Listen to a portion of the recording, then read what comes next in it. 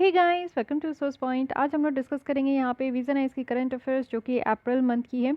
तो काफ़ी टॉपिक हमारी कंप्लीट हो गई है। आज हम लोग यहाँ पे कल्चर की टॉपिक देखने वाले हैं। दो टॉपिक है लेकिन काफ़ी इंपॉर्टेंट है। इससे क्वेश्चन आपकी डायरेक्टली बन जाती है, चाहे आप यूपीएससी की एग्जाम दो या फिर कोई और भी स्टेट पीसीएस की या इसके अलावा भी कोई पेपर अगर आप दे रहे हो तो। फेस्टिवल इन न्यूज़, जो भी फेस्टिवल न्यूज़ में रहे उसे हम लोग देखेंगे अप्रैल मंथ में। और साथ ही नेटिव लैंग्वेज के बारे में एक छोटी सी आर्टिकल है, इसे हम लोग यहाँ पर डिस्कस करेंगे। छोटी सी कहने के लिए छोटी सी है, बट इसके अंदर बहुत ही अच्छी बात है जो कि आपको भी ये पता होना चाहिए और एग्जाम पॉइंट ऑफ व्यू से तो काफ़ी इंपॉर्टेंट है। चलिए स्टार्ट करते हैं। रेस्ट ऑफ द लेसन देखने के लिए आपको बस एक काम करनी है, या तो आप हमारे चैनल को सब्सक्राइब कर लीजिए, प्लेलिस्ट में आकर आप लोग स्टार्टिंग से देख सकते हो, या फिर यहाँ पे आई बटन पे क्लिक करके आपको प्रीवियस लेसन की लिस्ट पूरी मिल जाएगी। तो चलिए स्टार्ट करते हैं। सो यहाँ पे छोटी सी न्यूज़ है कि अगर आप लोग को विजन है इसके प्रीलिम्स के लिए टेस्ट सीरीज़ अगर ज्वाइन करनी है तो ये अभी भी ओपन है। जब तक प्रीलिम्स नहीं होगी 10 अक्टूबर को तो डेट दिया गया है, बट तब तक नहीं, जब तक नहीं होगी तब तक ये ग्रुप आपका कंटिन्यू रहेगा। टोटल आपको 20 टेस्ट देखने को मिलेंगे जो कि जीएस पेपर के होंगे एंड 4 टेस्ट जो कि सीसैट के होंगे। तो अगर आप लोग को कोई और भी डाउट क्वेरीज या कुछ भी अगर आप लोग को पूछना है तो डिस्क्रिप्शन बॉक्स में जो ईमेल आईडी दी गई है वहाँ पे आप लोग कांटेक्ट कर सकते हो। तो चलिए स्टार्ट करते हैं आज की लेसन। तो सबसे पहले देखते हैं कि कौन कौन से यहाँ पे फेस्टिवल है जो कि न्यूज़ में थी। सबसे पहले है यहाँ पे रोंगाली बिहू। तो जहाँ पे भी आप बिहू सुनो ये आसाम का ही होता है। तो बिहू भी होता है, ये रोंगाली बिहू है। एक्चुअली आसाम की जो न्यू ईयर होती है ना, उसे रोंगाली बिहू कह कर यहाँ पे सेलिब्रेट किया जाता है। सेकंड है वैशाखी। वैशाखी जैसा कि आपको पता है कि पंजाब की ये फेस्टिवल है। जब हार्वेस्ट फेस्टिवल कहा जाता है, यानी कि जब कटाई होती है फसलों की, तब उस समय यहाँ पे वैसाखी सेलिब्रेट की जाती है। इसका हिस्टोरिकल सिग्निफिकेंस भी है सिख लोग के लिए, जो कि 1699 में गुरु गोविंद सिंह जो कि 10th स्पिरिचुअल गुरु थे सिख्स के, वो यहाँ पे चूज़ किए थे कि इस तरीके की फेस्टिवल होनी चाहिए। और यहाँ पे जो खालसा है उसका इस्टेब्लिशमेंट का भी यहाँ पे बात की गई थी। तो यहाँ पे खालसा को इस्टेब्लिश किया गया था और ये एक इनके तरफ से यानी कि सिख लोग के लिए एक बहुत बड़ी ये सेलिब्रेशन का होता है, जो वो लोग यहाँ पे जब हार्वेस्ट करते हैं तो उसको वैसाखी के रूप में सेलिब्रेट करते हैं। थर्ड वन इज़ नाना बरसा। तो नाना वर्षा की नाबा वर्षा सॉरी सो नाबा वर्षा सेलिब्रेट किया जाता है वेस्ट बंगाल में। और इसको हम लोग यहाँ पे पहला बैशक भी कहते हैं, बैसाख भी कहते हैं, ठीक है। ये हर एक न्यू ईयर में ये आपका सेलिब्रेट किया जाता है as per the Bengali calendar. तो हमारा न्यू ईयर जो 1 जनवरी से स्टार्ट होता है, तो बंगाली कैलेंडर के अकॉर्डिंग जो है इसको न्यू ईयर ही कहते हैं, जिसको नाबा वर्षा कहा जाता है। फिर है पुथांडू। तो पुथांडू की बात करूं तो ये आपका सेलिब्रेट किया जाता है तमिलनाडु में एज ए न्यू ईयर। ये तमिलनाडु का न्यू ईयर है और इसको संगम लिटरेचर में भी मेंशन किया गया है। तो ऑलरेडी संगम लिटरेचर जो लेसन थी वो तमिलनाडु हिस्ट्री बुक की क्लास 11th की वो कंप्लीट कर चुकी हूँ मैं, तो उसी के अकॉर्डिंग आपको ये भी ध्यान रखनी है। विष्णु सॉरी विष्णु नहीं है, ये विशु है। विशु सेलिब्रेट किया जाता है केरल में और ये केरल का न्यू ईयर है। तो देखिए हर एक स्टेट के अपनी न्यू ईयर अपने हिसाब से वो लोग सेलिब्रेट करते हैं और उनके सेलिब्रेशन का फेस्टिवल का नाम भी बहुत डिफरेंट है। तो ये एक अलग तरीके का आपको क्वेश्चन बन जाएगा, क्योंकि केरल और अप्रैल और मई में आप देखो तो मोस्ट ऑफ द जो स्टेट है उनकी न्यू ईयर वो सेलिब्रेट करते हैं। तो ये राज्यों की न्यू ईयर है, वैसे हमारे देश की न्यू ईयर 1 जनवरी की होती है, तो इसके बीच में आप कन्फ्यूज़ मत होइएगा। तो ये विशु है जो कि सेलिब्रेट किया जाता है as a new year Kerala में। ये फेस्टिवल में क्या होता है कि जो लॉर्ड विष्णु है उसकी पूजा की जाती है और जो लॉर्ड कृष्ण है उनकी पूजा की जाती है। नेक्स्ट है महाविषुव संक्रांति। तो ये उड़ीसा का न्यू ईयर है। अब ये अगेन आप देख सकते हो स्पेशल पूजा होता है जो कि श्री जगन्नाथ टेम्पल है पुरी में, वहाँ पे ये कंडक्ट किया जाता है, स्पेशल पूजा होता है और उड़ीसा के न्यू ईयर को यहाँ पे कहते हैं महाविषुव संक्रांति। फिर आते हैं नेक्स्ट, ये है यहाँ पे सिग्मोत्सव।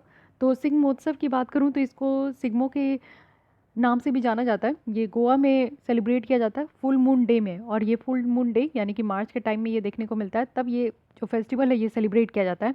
यूजुअली अगर हम लोग देखें तो होली के 2 वीक पहले इसको सेलिब्रेट किया जाता है, तो इस तरीके से भी ध्यान रखना है। इसमें क्या होता है ना कि जो सीज़न में चेंजेस होती है, जैसे विंटर से समर आता है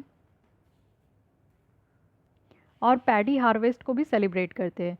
तो ये चीज़ें याद रखनी है। सबसे पहले आप कोई भी फेस्टिवल का नाम सुनते हो तो ये दिमाग में अटाने की कोशिश कीजिए, फिक्स कीजिए इसको कि किस राज्य की है। ओके, तो गोवा में ये सेलिब्रेट होता है सिग्मोत्सव, इसको सिग्मो भी कहते हैं, और होली के 2 वीक पहले इसको सेलिब्रेट किया जाता है।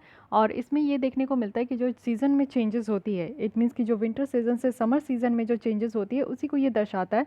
और साथ ही साथ जब पैडी हार्वेस्ट होती है तो उस समय भी इसको सेलिब्रेट करते हैं। ट्रेडिशनल फॉक डांस अगर हम लोग देखें तो इसे गोड़ी मडनी कहते हैं, और गोपा भी है और यहाँ पे फुगड़ी भी है, तो ये सब परफॉर्म किया जाता है। नेक्स्ट है यहाँ पे जोड़ शीतल।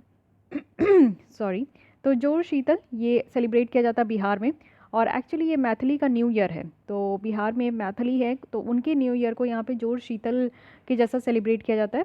इस फेस्टिवल में क्या होता है कि जो लोग होते हैं ना, वो अर्थिन पिक्चर जिसमें वाटर होती है उसको वो डोनेट करते हैं प्रिस्ट को, पुजारी को। यानी कि जो आप लोग देखते हो ना कि पानी रखने वाले जो घड़े होते हैं, जो ठंडे पानी रहते हैं उसमें, तो एक्चुअली उस पिक्चर को यहाँ पे जो प्रिस्ट होते हैं, पुजारी होते हैं टेम्पल्स में, तो उनको ये लोग गिफ्ट करते हैं। गिफ्ट मीनिंग डोनेट करते हैं, ठीक है।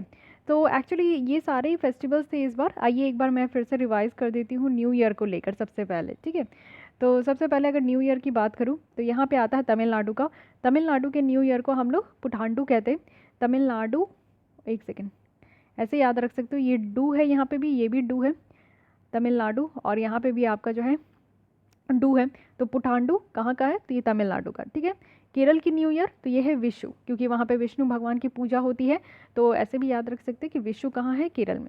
उड़ीसा का न्यू ईयर तो ये है महाविष्णु विषुव संक्रांति। तो महाविषुव संक्रांति ये कहाँ है, तो उड़ीसा का। तो इस तरीके से ध्यान रखना, ये तीनों है। साथ ही मैथिली का न्यू ईयर तो जोड़ शीतल, जोड़ शीतल, फाइन। अब आते हैं नेटिव लैंग्वेज के बारे में। तो क्या बातें की जा रही है native language. Recently vice president जो हमारे हैं उनके द्वारा कहा गया है कि जो स्ट्रॉन्ग फाउंडेशनल स्किल्स है उसकी इंपॉर्टेंस के बारे में। इट मीन्स कि हमारी जो नेटिव लैंग्वेज होती है उसके बारे में कहा जा रहा है कि जैसे आप लोग कहीं पे भी, तो यहाँ पे बात ये किया जा रहा है कि जैसे आप लोग देखो कि बचपन से ही जो आपके घर में जो लैंग्वेज बोला जाता है, तो मेनली बच्चे भी वही लैंग्वेज सीखते हैं, चाहे आप इंग्लिश बोलो, हिंदी बोलो, या फिर अपनी कुछ भी जो आपकी रीजनल लैंग्वेज है उसी लैंग्वेज को आप बोलो। तो जो भी लैंग्वेज में आप पढ़ते भी हो, ये ऐसी नेटिव लैंग्वेज किसे कहते हैं, तो नेटिव लैंग्वेज उस लैंग्वेज को कहते हैं जो कि मेनली आप देखो कि बच्चे या फिर लोग जो है उस लैंग्वेज में बात करते, कम्युनिकेट करते, और पढ़ाई भी उसी लैंग्वेज में होती है, और वो ग्रोन अप भी उसी लैंग्वेज को सीखते हुए होते हैं। तो उसको हम लोग कहते हैं नेटिव लैंग्वेज। यानी कि एक बच्चा एक्वायर करता है या तो स्कूलिंग के फॉर्म में, अगर हम लोग स्कूल में जाए तो स्कूल में किस तरीके का शिक्षा दिया जा रहा है, तो समटाइम्स इंग्लिश लैंग्वेज भी होते हैं, हिंदी लैंग्वेज भी होता है। सोशलाइजेशन, जब आप मोहल्ले समाज में निकलते हो, अपने रिलेटिव्स के आसपास जाते हो, तो किस लैंग्वेज में बात करते हो, या फिर फैमिली में किस लैंग्वेज में आप कम्युनिकेट करते हो, तो this is known as native language. और नेटिव लैंग्वेज एक one of the most important language है, क्योंकि बच्चे जो बड़े होते हैं और सीखते हैं वो पहले अपनी ही लैंग्वेज में सीखते हैं, तब जाकर दूसरे लैंग्वेज में सीखते हैं। जैसे मेरी स्कूलिंग जो है वो हिंदी मीडियम से हुई थी, बाद में चलकर मेरी इंग्लिश में वो हो गई थी, लेकिन जैसे ही मैं बड़ी हुई, क्योंकि हिंदी में ही हमारे घर में भी बात हुआ, तो उसी तरीके से मैं उसी लैंग्वेज में सीखती गई। बाद में मैं इंग्लिश मीडियम में गई तो इंग्लिश लैंग्वेज सीखी। जनरली अगर हम लोग देखें तो नेटिव लैंग्वेज और मदर टंग जो है वो एक दूसरे को चेंज करके ही यूज़, इंटरचेंजेबली इसको यूज़ किया जाता है, ठीक है। लेकिन दोनों में आप देखो तो एकदम स्लाइटली डिफरेंस है। क्या डिफरेंस है मदर टंग और नेटिव लैंग्वेज के बीच में। देखिए, नेटिव लैंग्वेज क्या होता है ना कि एक तरीके का लैंग्वेज होता है उस एरिया का जहाँ पे कोई लोग जो है वो ग्रो अप होते हैं। यानी कि जहाँ पे भी आप जन्म लिए हो या ग्रो अप हुए हो, जिस जगह पे आप रह रहे हो, मान लीजिए कि आपकी प्राइमरी स्कूलिंग जो है गांव से हुई है, तो वहाँ की आप उस लैंग्वेज को आप सीख लेते हो। फिर आप हायर सेकेंडरी एजुकेशन के लिए आप लोग दूसरे स्टेट में आते हो, दिल्ली ये सब मेट्रो स्टेट में आते हो, तो यहाँ पे आपको अलग लैंग्वेज देखने को मिलती है, तो वो लैंग्वेज भी आप सीख लेते हो। फिर आप आगे जाते हो जॉब करने के लिए, मान लीजिए दूसरे देश में गए, जिस देश में आप जाते हो तो वहाँ पे इंग्लिश तो एक कॉमन मीडियम होता है कम्युनिकेट करने का, बट उसके अलावा भी आप कुछ सोचते हो कि वहाँ की भी लैंग्वेज सीख ले, तो इसको हम लोग कहते हैं नेटिव लैंग्वेज। यानी कि जहाँ पे भी आप रह रहे हो, अपने आप को ग्रो कर रहे हो, और जहाँ जहाँ जा रहे हो तो वहाँ वहाँ की लैंग्वेजेस आप सीखते जा रहे हो, बट मदर टंग एक ही होता है। मदर टंग कहने का मतलब होता है कि इन बॉर्न लैंग्वेज, जब आप जन्म लेते हो तो कौन सी लैंग्वेज आप सबसे पहले सीखते हो। यानी कि आप अगर घर पे हो और 2 साल तक जो भी बच्चा जन्म लेता है तो वो जो लैंग्वेज बोलता है ना वो उसकी मदर टंग होती है। तो मदर टंग जिसमें कि बच्चे जो है वो बड़े होते हैं और बेसिकली वो सीखते हैं। लेकिन नेटिव लैंग्वेज आप समझ गए, जहाँ जहाँ आप जाते जाएंगे उस तरीके का लैंग्वेज आप सीखते जाएंगे, ठीक है। तो ये एक कॉमन सी डिफरेंस है, बट होता है दोनों एक ही, मतलब कि ऐसा लैंग्वेज है जिसको कि आप उस कोई भी चीज़ को एक अच्छे तरीके से समझ पाते हो। मैं यहाँ पे हिंदी में ही आपको समझाती हूँ, हालांकि ये हमारा इंग्लिश मैगज़ीन है। हिंदी में इसलिए समझाती हूँ क्योंकि नॉर्थ इंडियन के बेसिकली सारे लोग जो है वो हिंदी को बेटर तरीके से समझ पाते हैं, क्यों, क्योंकि ये आपका नेटिव लैंग्वेज है, ठीक है। लेकिन वही साउथ इंडियन के लोग को थोड़ा दिक्कत होता है, वो लोग मुझे मैसेज भी करते हैं कि मैं इंग्लिश में ये लेसन लेकर आऊँ, क्योंकि वो हम यहाँ हिंदी लैंग्वेज से, वो उनका नेटिव लैंग्वेज हिंदी नहीं है, उनका वहाँ का अपना उस एरिया का नेटिव लैंग्वेज है, और ना ही मदर टंग है उनका हिंदी, ठीक है। तो ये चीज़ आप समझ सकते हो। तो अगर हम लोग यूनाइटेड नेशन के हिसाब से देखें तो उनके द्वारा अनाउंस किया गया था कि 2019 को as a year of international mother tongue conservation जो है इसको अनाउंस किया गया था 2019 में। तो 2019 का जो ईयर था वो year of international mother tongue conservation था। 196 लैंग्वेजेस है जिसको लिस्ट किया गया है इंडेंजर्ड। इंडेंजर्ड कहने का मतलब है कि आप देखो कि बहुत सारी ऐसी लैंग्वेजेस है जो कि विलुप्त होते जा रही है, उसका लोग इस्तेमाल नहीं कर रहे, उस लैंग्वेज में बात नहीं कर रहे। इवन मैं जहाँ से बिलोंग करती हूँ वो लैंग्वेजेस अब हम लोग छोड़ चुके हैं, वो लैंग्वेज हम लोग खुद ही नहीं इस्तेमाल करते, हम लोग कॉमन हिंदी में ही बात करते हैं। तो अब आप समझ सकते हो कि जो हमारा सच में जो लैंग्वेज था वो तो डेड हो गया, वो इंडेंजर्ड हो गया, क्योंकि बहुत कम लोग रह गए हैं उसको यूज़ करने के लिए, यूज़ इन द सेंस कि उसमें कम्युनिकेट करते हैं, बात करते हैं। तो वैसे करके आप देखो कि 196 लैंग्वेजेस टोटल है हमारे देश में जो कि इंडेंजर्ड कैटेगरी में आ चुके हैं यूनेस्को में।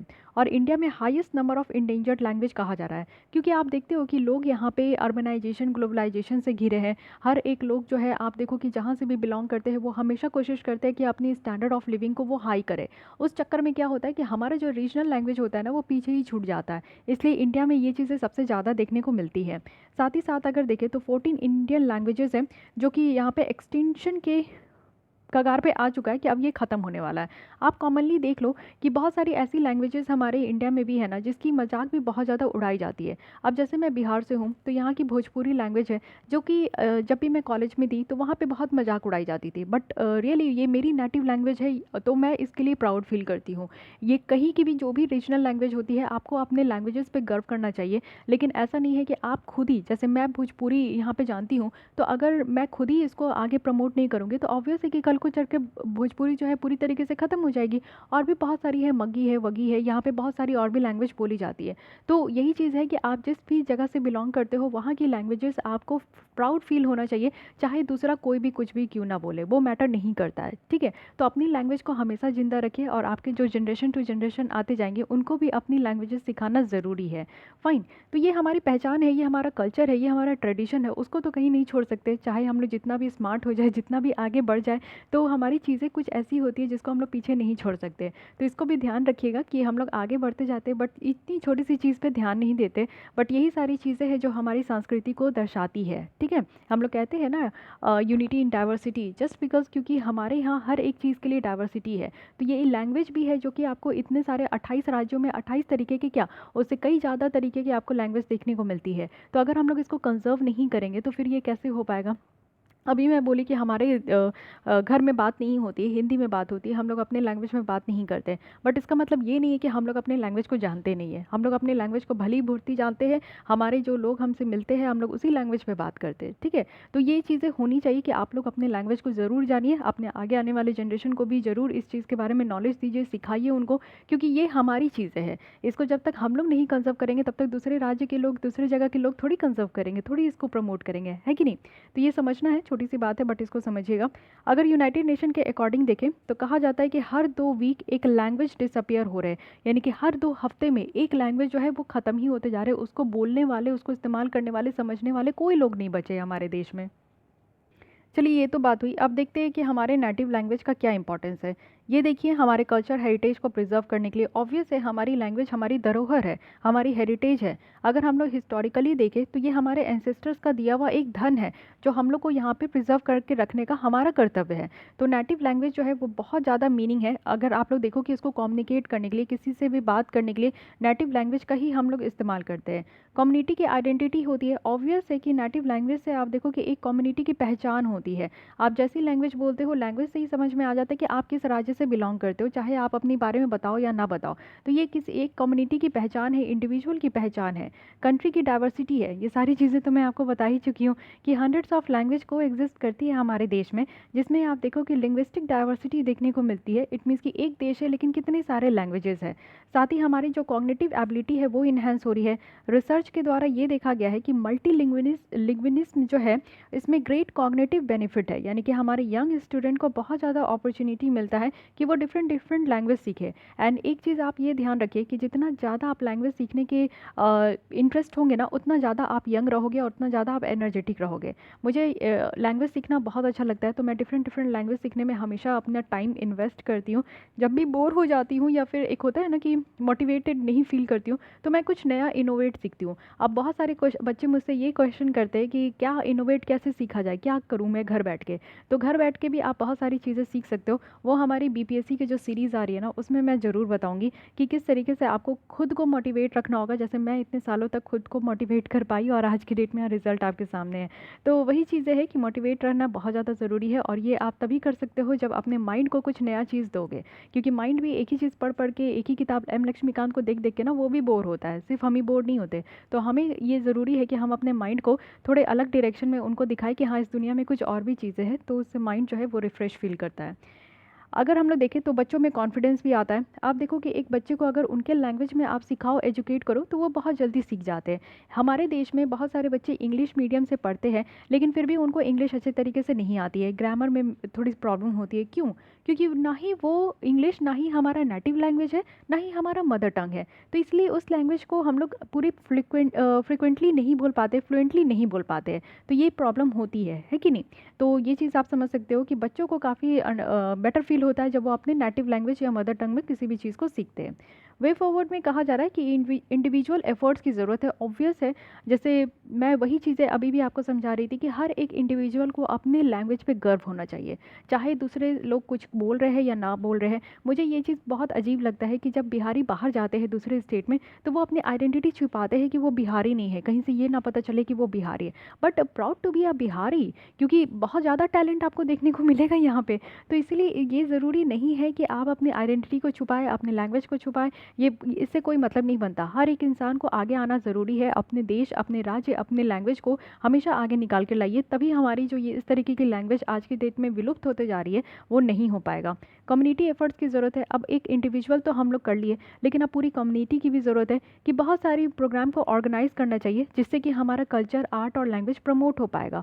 फॉक ग्रुप्स है, इससे क्या हो पाएगा कि अवेयरनेस कैंपेन्स हम लोग को लॉन्च करना चाहिए, जिससे कि लोग इनकरेज हो कि वो अपने नेटिव लैंग्वेज को ही बोले, नेटिव लैंग्वेज में ही बात करें। साथ ही टेक्नोलॉजी का इस्तेमाल होना चाहिए। टेक्नोलॉजी को इस तरीके से इस्तेमाल कीजिए कि जो इंडेंजर्ड लैंग्वेज है उसको रिकॉर्ड किया जाए और प्रिजर्व किया जाए फ्यूचर जनरेशन के लिए। साथ ही नेशनल एजुकेशन पॉलिसी है 2020, तो इस बार की जो एजुकेशन पॉलिसी आई है, इसमें आप देख सकते हो कि हमारे नेटिव लैंग्वेज मदर टंग को बहुत बढ़ावा दिया गया है। यही चीज़ें कही गई है कि बच्चे जो 5 साल तक के होंगे, उनको अपने ही लैंग्वेज में सीखने का, पढ़ने का पूरी तरीके से छूट है। तो बहुत अच्छी बात है कि इसमें भी हमारा कानून भी अब इस चीज़ के इर्द गिर्द आ रहा है, जिससे कि आप मोर यहाँ पे देखोगे कि फ्लेक्सिबल तरीके का चीज़ है। एकदम से स्ट्रिक्ट नहीं किया गया है कि हाँ, आपको इंग्लिश ही सीखना है और हिंदी में ही पढ़ना है। अब फ्री है बच्चे कि आपको जो लैंग्वेज में समझ में आता है। सबसे बड़ी चीज़ होती है ना, अंडरस्टैंडिंग। आप अगर कॉन्सेप्ट समझ पा रहे हो, किसी चीज़ को समझ पा रहे हो ना, तो बस आप अपने किसी भी लैंग्वेज में उसको बहुत अच्छे तरीके से रिप्रेजेंट कर सकते हो। चाहे आप मेंस आंसर राइटिंग लिखो, चाहे आप इंटरव्यू में बोलो। तो बहुत बड़ी चीज़ होती है कि किसी चीज़ को समझना। और बच्चे जो होते हैं ना, वो अपने लैंग्वेज में, अपने जो नेटिव लैंग्वेज होते हैं उसमें वो ज़्यादा बेटर तरीके से समझते हैं। तो ये कानून भी आया है जिसमें कि मदर टंग को यहाँ पे बहुत ज़्यादा बढ़ावा दिया जा रहा है। इवन लार्ज नंबर ऑफ जो लैंग्वेज टीचर्स जो यहाँ पे यूज़ कर रहे हैं, उनको रीजनल लैंग्वेज ही कहा गया है। साथ ही आप देखो कि लोकल लैंग्वेज का इस्तेमाल हमारे एडमिनिस्ट्रेशन में, कोर्ट प्रोसीडिंग में और जो जजमेंट है उसको डिलीवर करने में वो नेटिव लैंग्वेज ही यूज़ होते हैं। जैसे मैं बिहार की हूँ, तो जब मैं बीपीएससी का इंटरव्यू दी थी, तो मुझसे एक पैनल के जो मेंबर थे वो मुझसे ये पूछे, क्योंकि मेरी इंटरव्यू दोनों लैंग्वेज में थी। कुछ मेंबर्स जो थे वो इंग्लिश में पूछ रहे थे, कुछ मेंबर्स हिंदी में पूछ रहे थे। लेकिन एक मेंबर थे जो कि मुझे पूछे कि आप बिहार में काम करोगे तो आपको बिहारी लैंग्वेज आती है? तो मैंने कहा यस आती है। लेकिन बाद में फिर उन्होंने मुझसे बात नहीं की, लेकिन हाँ, मेरी कॉन्फिडेंस उनको दिख गई कि हाँ, मुझे आती है, तभी मैं इतने फ्रेंकली बोल रही हूँ। साथ ही साथ ये देखो कि हमारे यहाँ की जो लैंग्वेज है, वो हायर और टेक्निकल एजुकेशन में भी इसका इस्तेमाल होना चाहिए, जो कि हमारे वाइस प्रेसिडेंट के द्वारा इसको सजेस्ट किया गया है। देखिए, जितना ज़्यादा हम लोग लैंग्वेज का इस्तेमाल करेंगे, उतना ज़्यादा हमारी लैंग्वेज प्रिजर्व होगी। अब देखते हैं फैक्टर्स क्या क्या है जिसकी वजह से हमारी जो नेटिव लैंग्वेजेस है वो इंडेंजर्ड हो रही है।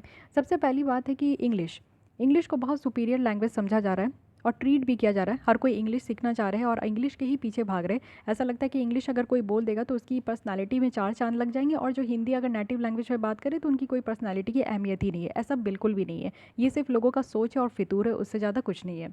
साथ ही ग्लोबलाइजेशन है, अर्बनाइजेशन है, जिसके कारण लोग जो है अपनी नेटिव लैंग्वेज को भूलते जा रहे हैं। लैक ऑफ मॉनेटरी इंसेंटिव्स है, जिसके कारण जो है आप देखो कि लिटरेचर इस क्षेत्र में नहीं आ पा रहा है। कहने का मतलब है कि बहुत सारे बुक्स नॉवेल्स आप पढ़ोगे तो वो इंग्लिश में होते हैं, हिंदी में भी होते हैं, ऐसे बहुत सारे रीजनल लैंग्वेज में भी होते हैं, बट फिर भी बहुत सारी नेटिव लैंग्वेज में आपको कम देखने को मिलेगा और इसको बढ़ावा भी नहीं दिया जा रहा। So these are the factors जिसके कारण हम लोग देख रहे हैं कि हाँ, हमारी लैंग्वेजेस जो है कहीं ना कहीं छूटते जा रही है। अब कुछ स्टेप्स है जो कि हमारे देश में हमेशा से लिया गया है, जिससे कि हम लोग अपने नेटिव और मदर टंग को हमेशा आगे लेकर आ सके। तो हमारे संविधान में 8 शेड्यूल है, जिसमें कि ऑफिशियल लैंग्वेजेस रखी गई है हमारे कंट्री की। साथ ही साथ स्टार्टिंग में जब 8 शेड्यूल आया था हमारे संविधान में, तो उस समय 14 लैंग्वेजेस थे इस शेड्यूल में इंटर किया गया था, लेकिन आज की डेट में 22 लैंग्वेजेस है। मेजोरिटी जो है वो इंडियन स्पीक्स है, यानी कि जितने भी लैंग्वेजेस इसमें लिस्ट की गई है 22, उसमें इंडियन्स इसमें ये बात करते हैं। वहीं अगर इस शेड्यूल की बात करें तो India is a multilingual country, ये चीज़ें यहाँ पे रिकॉग्नाइज होती है, क्योंकि अभी भी 1300 मदर टंग्स जो है वो हमारा अभी भी इस लिस्ट से बाहर है। अगर हमारे संविधान की बात करें तो यहाँ पे ये चीज़ें नहीं मेंशन की गई है कि क्वालिफाइंग क्राइटेरिया, यानी कि लैंग्वेज को जो है ना कोई भी क्वालिफाइंग क्राइटेरिया नहीं रखा गया है कि इस बेसिस पे हम लोग इस शेड्यूल में इंटर करेंगे। जब कमीशन फॉर लिंग्विस्टिक माइनॉरिटीज़ ये यहाँ पे रिकमेंड करेंगे कि हाँ इस लैंग्वेज को इस शेड्यूल में इंटर करना चाहिए, तब यूनियन गवर्नमेंट जो है उसको इंक्लूड करेंगे, लेकिन हमारे संविधान को अमेंड करके। अब ये दोनों स्टेटमेंट अपने आप में बहुत इंपॉर्टेंट है, ये आपका पॉलिटी का क्वेश्चन बन जाएगा, तो फिर आपको लगेगा कि किधर से आ गया ये क्वेश्चन। लेकिन ये आप समझने का कोशिश कीजिए कि हमारे संविधान में मेंशन ही नहीं है किसी भी लैंग्वेज को, जैसे कि भोजपुरी लैंग्वेज को कई बार कहा जाता है कि 8 शेड्यूल में इंटर करना, तो लेकिन अभी तक नहीं किया गया। तो ऐसा नहीं है कि कोई क्राइटेरिया है जो उसको फुलफिल करेगा तभी भोजपुरी लैंग्वेज इसमें इंटर होंगे, नहीं। हमारे यहाँ कमीशन फॉर लिंग्विस्टिक माइनॉरिटीज़ है, जिनके द्वारा रिकमेंड किया जाता है कि इस लैंग्वेज को इस शेड्यूल में इंटर करना है, तब हमारे यूनियन गवर्नमेंट इसको इंक्लूड करते हैं, लेकिन वो भी हमारे संविधान को अमेंडमेंट करके। अब आपको ये बताना है कि हमारे संविधान को अमेंडमेंट करने के लिए कौन सी आर्टिकल है, और साथ ही हमारे 8 शेड्यूल में टोटल अगर 22 लैंग्वेजेस है तो वो 22 लैंग्वेजेस है क्या। जितनी आपको याद है उतना कमेंट बॉक्स में लिखने का कोशिश कीजिए, आपका प्रैक्टिस होगा। इसके अलावा हमारे यहाँ आर्टिकल 29 और 30 है जो कि फंडामेंटल राइट्स के अंदर आते हैं। एक्चुअली यहाँ पे कोई भी सिटीजन्स या फिर कोई सेक्शंस है, उनका अपना खुद का अगर लैंग्वेज है, खुद का कल्चर है, तो उनका राइट है कि वो इसको रिजर्व कर सकते हैं। आर्टिकल 30 की बात करें तो यहाँ पे सारे माइनॉरिटीज़ की बात की गई है, चाहे वो रिलीजियस हो या फिर लैंग्वेज बेस्ड हो, उनका राइट है कि वो अपनी एजुकेशनल इंस्टीट्यूशन को इस्टेब्लिश भी कर सकते हैं और एडमिनिस्टर भी कर सकते हैं अपने चॉइस पे। तो ये दोनों आर्टिकल आपको याद रखना है कि इसमें हमारी लिंग्विस्टिक को, लैंग्वेज को बहुत ज़्यादा बढ़ावा दिया गया है। उसके अलावा साहित्य अकादमी अवार्ड दिया जाता है, ये सेंट्रल इंस्टीट्यूशन का है जो कि लिटरली डायलॉग के लिए, पब्लिकेशन के लिए और हमारे देश में प्रमोशन किया जाता है। और सिर्फ इंस्टीट्यूशन है जो कि लिटरली एक्टिविटीज़ अगर देखें तो ये 24 लैंग्वेजेस में दी जाती है और इसमें इंग्लिश भी है, ठीक है, तो इसको ध्यान रखिएगा। अकादमी में 24 आपका अवार्ड होता है जो कि लिटरेरी वर्क के लिए दिया जाता है लैंग्वेजेस में, ठीक है। उसके बाद है जननपीठ अवार्ड है, ये हाईएस्ट लिटरेरी अवार्ड है हमारे देश में, और ये एनुअली जो है ये परफॉर्म किया जाता है, जिसमें कि बेस्ट क्रिएटिव लिटरेरी राइटिंग जो होते हैं उन राइटर्स को दिया जाता है, और ये 22 लैंग्वेजेस में जो कि हमारे इंडियन शेड्यूल में इंक्लूडेड है। उसके अलावा scheme for protection and preservation of endangered languages है जो कि 2013 में ये हमारे मिनिस्ट्री ऑफ एजुकेशन के द्वारा लाया गया था, जिसमें जितनी भी लैंग्वेजेस आज के डेट में विलुप्त होते जा रही है, कम बोलने वाले लोग रह गए हैं, उनको कंजर्व करने के लिए ये एक छोटी सी प्रोग्राम है जो कि लाया गया है, ठीक है। तो ये सारी बातें हैं हमारी नेटिव लैंग्वेज के बारे में। आई होप कि आपको ये आर्टिकल अच्छी लगी होगी, थोड़ी सी एक कनेक्टिविटी भी फील हुआ होगा, क्योंकि लैंग्वेज से हर कोई अपना कनेक्शन फील करते हैं। तो ये याद रखिएगा 2019 में year of international mother tongue conservation है। क्या फैक्टर्स है जिसके कारण हमारी नेटिव लैंग्वेज जो है वो ख़त्म हो रही है, नेटिव लैंग्वेज का क्या इंपॉर्टेंस है और इसके लिए क्या वे अहेड है कि हम लोग आगे चल कर इसको कैसे कंजर्व कर सकते हैं। So this is all about the culture topic और यहाँ पे लेक्चर। तो अगर आपको ये आर्टिकल अच्छी लगी तो लाइक कीजिएगा। कल फिर हम लोग मिलते हैं इसी टाइम पे, और फिर भी कोई डाउट, कोई सजेशन है तो आप कमेंट कर सकते हैं। एंड मेक श्योर कि आपने हमारे चैनल को सब्सक्राइब कर लिया है। तो आज के लिए बस इतना ही। Thank you.